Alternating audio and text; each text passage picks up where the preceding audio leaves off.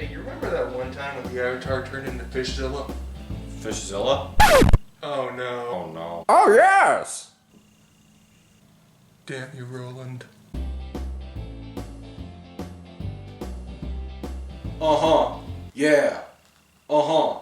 Yeah. Da da da. Da da da. Da da da. Da. Do you remember any of the music videos for Godzilla 1998 by any chance? I choose not to. That's a good example. Welcome back to Behind the Projector. It's been a long time since we've done one of these. So I'm here with CTQ, who actually came up with the idea for this one. We're not picking something from the shelf, we're picking something from our memories. And actually that's not the reason why we decided. Why did we decide to watch this again? Because it's raining, because I recently painted that. Yeah, so let's go over this quickly. This is not an official Godzilla 1998 figure. It's from YMSF. It's my first YMS figure. It came with no color whatsoever, and CTQ, who is a very artistic individual, painted this to look like the animated series Godzilla. And I like this Godzilla of the series.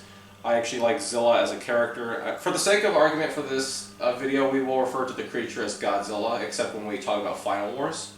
So Okay. for this argument, let's just call him Godzilla, or her Godzilla, or whatever. But I just wanted to highlight this because CTQ did such a great job. This is one of my favorite pieces of his. I'm biased, so this is probably my favorite piece of his. But I just want... He was painting it, and he said, you know what, let's watch Godzilla 1998. And I said, why? So, for those of you who weren't around in 1998 or in the 90s, should we go back a little history of this? We all know the history of Godzilla from 1954, Japanese monster, kaiju, king of the monsters, we all know that. But Godzilla wasn't really popular in America, per se. But there were attempts to make a Godzilla film. I think Steve Miller, he's the guy who directed Friday the 13th, tried to make a Godzilla film. That didn't work. And then there was another individual, I think it was John DeBont, who had concept of a Godzilla film. Stan Winston, who did the creature designs for Jurassic Park, actually made a really good Godzilla concept art that I showed you on a video about a week ago. Yes. It was a really good design, and they didn't go with it. And this was when TriStar, Sony, had the rights to do a Godzilla film. And that director and Sam Winston left the project, and they brought in Roland Emmerich. So, before we go into the film, what is your history with Roland Emmerich, CTQ? Like, he did stuff like Stargate, Independence Day. Yeah, he did that stupid Ancient Aliens movie, he did Independence Day. They're big budget popcorn films, basically, but they also resonate with a lot of people because of how stupidly entertaining some of them are to people. Yeah, I mean, they're good popcorn flicks. Like, I hear people still talk about Independence Day. They don't really talk about Stargate all that much, but people still talk about Independence Day. He is basically a precursor to Michael Bay. He loves blowing up landmarks, and Godzilla 1998 is no exception. But what really sold people on this movie before it came out was the advertising of it and the promotion. Do you remember anything in particular about it? It was a good ad campaign. Stuff like, his foot is bigger than this bus, or his head is the size of this billboard. There was the Taco Bell campaign. I remember two commercials specifically. There was the one in the museum where they're looking at the Tyrannosaurus Rex skeleton, Godzilla's foot smashes the T-Rex. And I remember the one that's in the film where you see the old man fishing. There was the toy campaign by Treadmasters, which I had a lot of the toys for because my parents knew I liked Godzilla and they bought me the toys. And I remember seeing the movie in theaters. I do have memories of seeing it. I remember the very ending when the baby hatches from the egg. And I was thinking, that's not Godzilla, but we'll get to it. Do you remember seeing this in the theater? I remember this being the first Godzilla film I ever saw. Really? Oh yeah. So, as someone who was introduced to Godzilla through this, what were your thoughts? I thought Godzilla was pretty cool. Yeah. Big old dino monster tearing up the city. Yeah, it was. I remember having fun watching it, but I still remember thinking that doesn't. I think my thought was that doesn't look like Godzilla. Well, it was less that this isn't a Godzilla movie, but my thoughts were that doesn't look like Godzilla. Right. And then I remember watching this a lot in my aunt and uncle's house. We had watched it on the same type of DVD that this film, that you have, that you brought over. And I was thinking, yeah, there's a lot of. The more I watched it, the less in love with it the less love I had for it. And then I didn't watch it for years, and I kind of fell into not necessarily the trap, but the group thinking that this movie's just trash, irredeemable, it's an insult to Godzilla. I'm glad they stuck it to him in GVK and Final Wars and all that. And I ate up Godzilla 2000 when that came out, I think the next year, which was made in response to this film. Did you see Godzilla 2000 in the theaters or no? Yes, I did. What do you think of that one compared to the 98 film? Well, given how I saw the 98 one first, I'm wondering why Godzilla looks so different in this one. We have Godzilla 2000 right here. I'll maybe put a picture to show the two compared to each other. Very different designs, and that was a big contention, Godzilla 1998's design. But how did you go into the franchise after 98? Do you remember? Actually, after I watched the 2001, I went to Blockbuster. Remember Blockbuster? Yeah, I do. I love Blockbuster. Blockbuster, I think there was Hollywood Video too, right? There was I don't remember that one. I remember Hollywood Video, but anyway, Blockbuster. I went to Blockbuster, and at the way back of the Blockbuster, there were all these Godzilla films, and I would rent those and watch them. That was a good time. That was one of the only ways you could find the Godzilla, the Toho Godzilla films was through Blockbuster, any rental store, or you could get lucky and you could find them on a channel. But we're back to 98. So we have this great ad campaign, and I guess we should say there was also a lot of leaks, I guess. Like, Roland Emmerich was brought on to direct the film. Dee Devlin was brought on to produce and write the film, but Roland Emmerich had to be talked into doing the film because he was not a Godzilla fan. He openly admitted he's not a fan of Godzilla. He doesn't like Godzilla. He wanted to change the monster, make him faster and more agile, which, fine. But it's the design, which I think it was Patrick Tatopoulos, which the main character Nick Tatopoulos is named after. Patrick Tatopoulos designed the creature, and they showed it to Toho, so Toho did sign off on it, and they had some of the blame.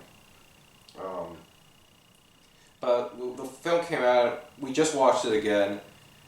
CTQ, after all these years, what do you think of Godzilla 1998? Well, I think the movie could be saved with one little change. Oh? The name. Yeah. As many people have pointed out, this is very similar to Beast from 20,000 Fathoms. It's things like the creature appearing in New York at the fish market, attacking the vessels on its way, being killed at the end. It's very similar. Right. And if we replaced the offspring at the end of the movie with some sort of virus that this thing is introduced, then it would be an excellent remake. Yeah. Of a different movie. Yeah, it's kind of fitting because, like, as one person pointed out, Roland Emmerich basically did remake War of the Worlds with Independence Day, so he might as well remake another sci-fi classic for Godzilla. Yeah. And I think the movie does really good with its build-up. Like, the first act, I think, is actually really strong.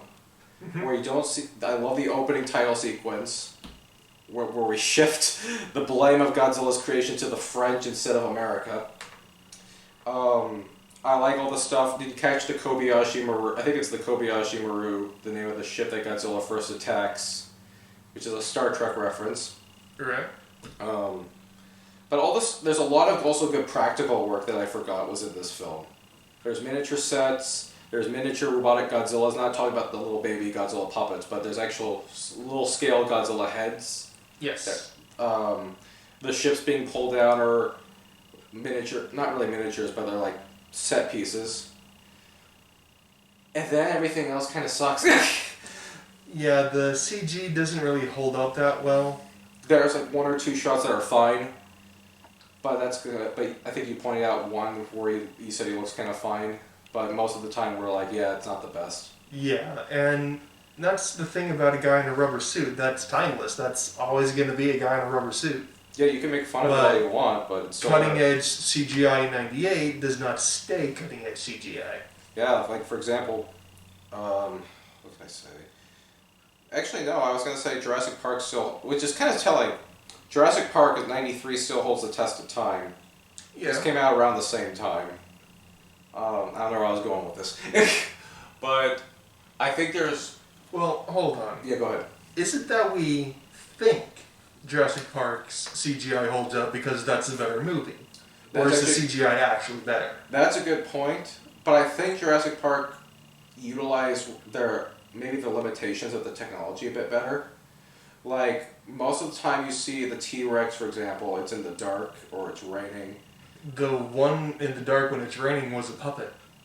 Well, no, I think there's some CGI shots where, like when he's running and stuff like that. Yeah. But that is an argument that could be made. I will concede to that. Yeah. So, like, with the movies, you can have bad effects, but if the movies are not the greatest effects, but when the movie is fantastic, you're willing to overlook those problems, like you said. Yeah. Like, there are, I will concede there are some shots in Jurassic Park that probably don't hold up all that well. But when the movie is, as you put it at one point, cliche. It's very cliche. Very cliche. You were calling stuff. When the movie is cliche and the effects aren't good, you're less forgiving. A lot of the characters are carbon copies, though. The yelling military general, the kind of corrupt mayor, the kind of, I don't know. The news reporter has to get that story. The news reporter has to get that story. The best friend, the cameraman, the best girl, the best friend, the girl's best friend who is kind of more tough than the main girl. Stuff like that. And the characters, I will say this. As cliche and as cut out as they are, and they are they're very Roland Emmerich. They're also very stereotypical New York and French people. As they're entertaining. Like Hank Azaria, there's 3 Simpson actors in this, as people like to point out. Harry Shearer, Hank Azaria, and Nancy Cartwright. Nancy Cartwright's only in one scene though. They are entertaining. There's Hank Azaria as Animal and his wife. They are actually more entertaining than the main love interest, but we'll get to them. The general is fine. He's just a general. We'll talk about Roger Ebert and Gene Siskel's cameo later. But the one who we kept saying deserved to be the main character of this movie was Jean Reno as Philippe. Yes. CTQ has not seen The Professional. I recommended that to him. That is, I think, where Jean Reno got his start, or at least got into big prominence. He's excellent in that movie. If you haven't seen Leon the Professional, I highly recommend it. I think there's 2 versions of it. But we kind of you or I brought up that, you or me, brought up that he should have been like the lead character, because it's kind of similar to the 2014 Godzilla film where Bryan Cranston should have been the lead, but they killed him off and made way for boring Aaron Taylor Johnson. Where this film, it doesn't kill off Jean Reno, but he's not really the focus. It's and Matthew Broderick. The focus really should have been Secret Agent versus Godzilla. We were thinking about how we could make it work, like keep the basic premise, like French create a giant monster that's heading towards America, and they have to send in their best agent to stop it. There's your movie. And have the monster wreck things as well. Yeah. But Matthew Broderick, let's talk about Matthew Broderick's acting. It's very questionable in this film. Particularly the breakup scene. What do you mean talking about his acting? He would have to be acting for us to talk about it. Okay, so I don't How do hate. you talk about what ain't there? I don't talk. I don't hate Matthew Broderick. I love him. Ferris Bueller's Day Off. He was a big part of my childhood as the voice of Simba. I even saw him in the live. I didn't like it, but I saw him in the live action Inspector Gadget movie. I think we all did. His acting is terrible. A lot of the main actors, him and Maria Patillo, I think her name is, they're terrible.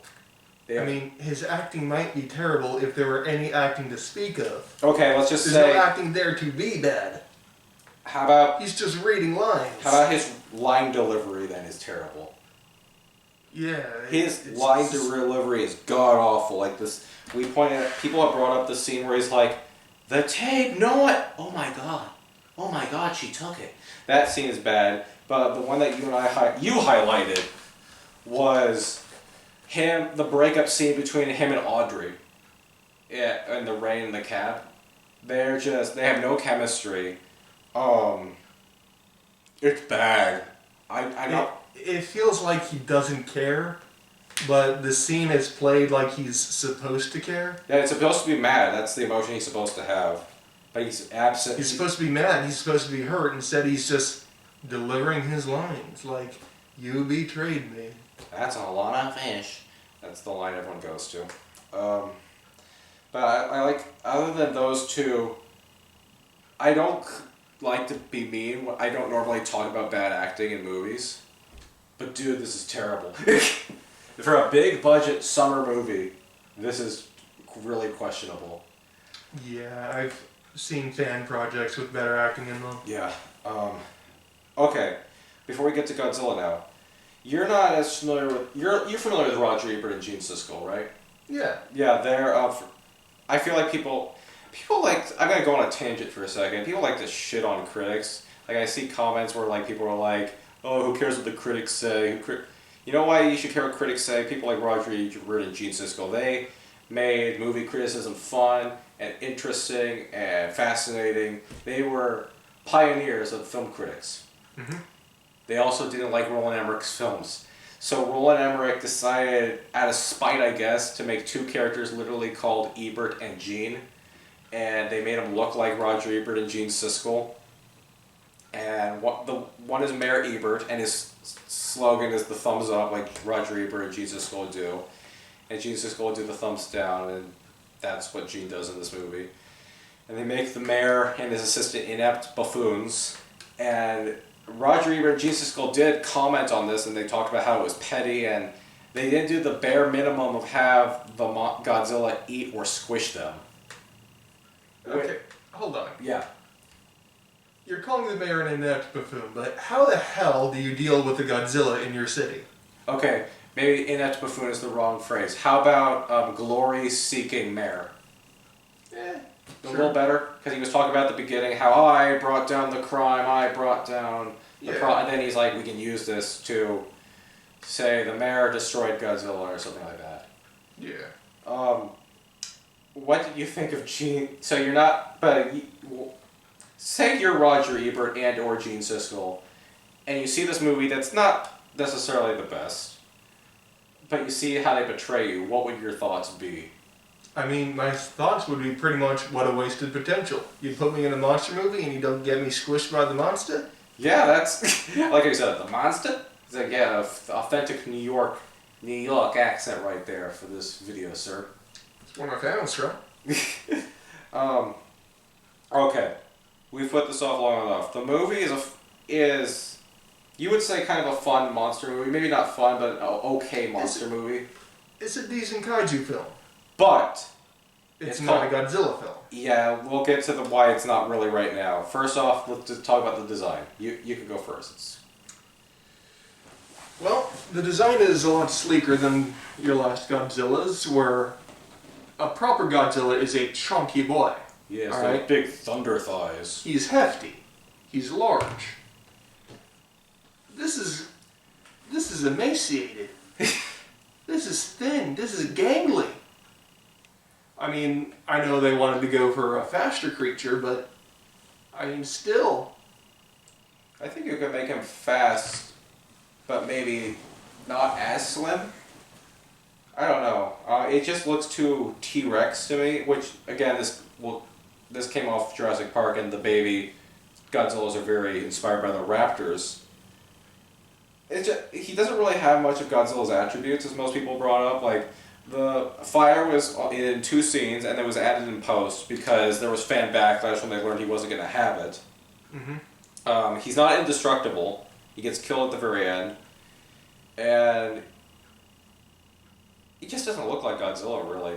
He's a good, like you said. It doesn't have his spirit. Yeah, that's what one of the I think it wasn't Hiro Nakajima who said it, I don't think, but it was one of the Godzilla actors who walked out of the theater and said, "That's not Godzilla, it doesn't have his spirit." Yeah. Like, the Godzilla that we know is lumbering. He's large. It's more like you're fighting a mountain that moves, as opposed to fighting some sort of mutant animal. Like, This film portrays Godzilla as an animal, a creature, as opposed to a force. and not a fearless animal, a very scared animal, because Yeah. he runs away frequently from the military. Okay, the military. They I will give them the benefit of the doubt on one thing. They do address in the film that he does not give off heat signature, right? Yeah, it's cold-blooded. He's cold-blooded. That being said, even with that, they are really stupid. They are, like you pointed out, they're pointing rifles at him. Yeah. And also, a creature this size would have body heat. That's just how biology works. But for the sake of this film, let's just go with their Like, notion. even if it's cold-blooded, the sheer size of the thing, the inside would be hot. You brought up even flaws with the design, saying he has, what is it, scoots? Or not scoots? Yes. So the scales on the feet look more like bird scales than reptile scales. You hear that, Patrick Tatopoulos? So the scoots on a bird's feet are actually modified feathers and not really scales. Also, the egg that it came from looks more like a bird egg because reptile eggs are leathery and soft as opposed to hard. And So you're saying is they didn't really do their research. I mean, if they had read zoo books as a child, because this is stuff that I remember from zoo books back when I was... Zoo Books, that little magazine that you'd always see the commercials for? Yes. I remember Zoo Books. Yes. That was so much. In the dark depths of the ocean. Yeah. Do you think that, do you want it to be cool if they did a tie-in where it was like Godzilla Zoo Books? It was just a Zoo Books dedicated to the biology or anatomy of Godzilla. Or the lack thereof. Or lack thereof. The military are just terrible in this movie. They're so stupid. What buildings do we get destroyed in this? They destroyed the Chrysler building. Mm-hmm. This one's intentional. They blow up Madison Square Garden. Mm-hmm. And I wouldn't say they destroyed this, but it does get destroyed. It's Brooklyn Bridge. Yes. So we have 3 landmarks destroyed in this movie. And do we want to bring up the elephant in the room? Well, there's a lot of uncomfortable shots over the World Trade Center that don't make it really awkward this day. Well, I'm not saying you can't have a shot of New York with the World Trade Center, but when you have a movie in New York and there's frequent shots of it, and then there is a character who mentions the first, not the 9/11, but the first World Trade Center bombing, it just brings back memories. It brings back memories. It brings back uncomfortable memories that don't hold up well today. That's all I'll say. Unless you wanted to say something. Yeah, I mean, it could be a drinking game every time you see the towers because it is often. It is almost in every shot of the city. Didn't it get struck by lightning in one of the shots? Yep. Or was it the Chrysler? It was one of the buildings. So there was going to be a sequel. It was technically I didn't make as much. I think it didn't make as much money as they wanted, but it did make money. Mm-hmm. There was going to be a sequel. There's 3 actually. Yes. Do you want to explain that? Well, there's the animated series. There's the 2 Toho films. Yes, in Godzilla, Mothra, King Ghidorah, Giant Monsters All Out Attack. They mention the 1998 incident where the Americans think it was Godzilla, but Japan is like, nah, we have our doubts. And in Final Wars, Godzilla actually faces off the newly christened Zilla, because as Toho said, they took the god out of Godzilla. and the real Godzilla destroys Zilla in like less than a second.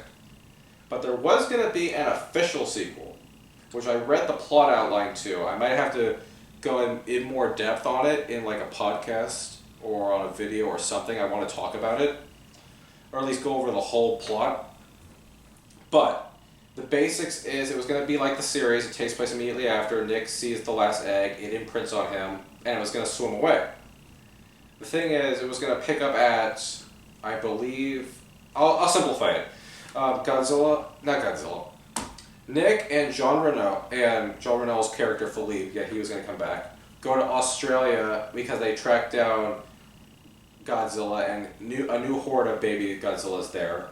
But they don't attack him because Godzilla, the now grown-up Godzilla, has imprinted on Nick. And there's another monster that the characters, or at least the people who made the movie, refer to as Queen Bitch. And it's like an insect creature, and Godzilla has to face off against this. And they were going to do stuff like they were going to give Nick a new love interest. They were going to give Godzilla fire breath, or atomic breath, or whatever. It was going to be... Sort of sounds like they were going to tweak some things like to appease fans.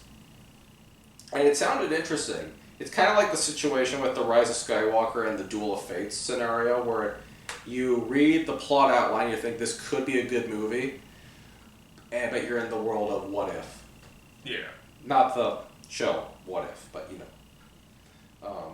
But fan backlash and critic backlash kind of just canceled the movie, and they just had the animated series, which you watched the animated series, you said. Oh, yes. Did you like it, or do you remember anything about it in particular? I really preferred it. Yeah. They gave Godzilla the breath. They made Godzilla a good guy. They had monster fights. They even kind of had a Mecha Godzilla. It was Cyber Godzilla. Yes. You remember, which was the original Godzilla brought back as a cyborg. That was metal. Yeah, literally and figuratively. There was going to be a toy line, but they, for reasons that are too complicated to go into this video, they did not. Which is why this is not an official Godzilla the Animated Series figure. This is a custom for CTQ. I know we're going all over the place, as we so often do on these videos, but after watching this movie, I don't hate. It's fun to make fun of. It's like it's easy to make fun of this movie and laugh at it because it's also very 90s.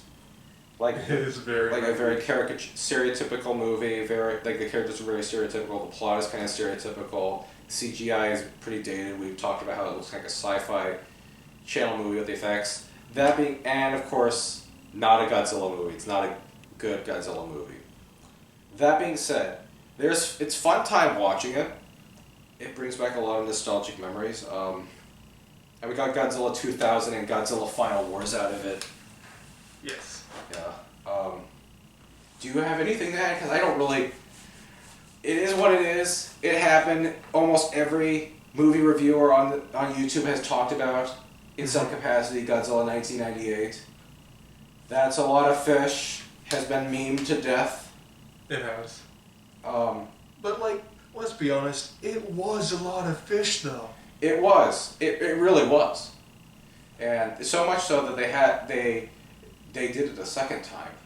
There was so much fish, they had room to do it a second time. And like, I'm thinking, why all the bombs and guns? Why not just poison the fish? Yeah, it's kind of like a smarter thing to do. It's what they should have done in Jaws as well. Yeah, exactly. Do you ever see how it should have ended Jaws? Because they did that in there, I think. Yeah, that's how they should have ended this film. Yeah. Put all cyanide L 20,000 pieces of fish or whatever. Yeah. But like, yeah, good build up. 2 good characters. Horrible interpretation of Godzilla.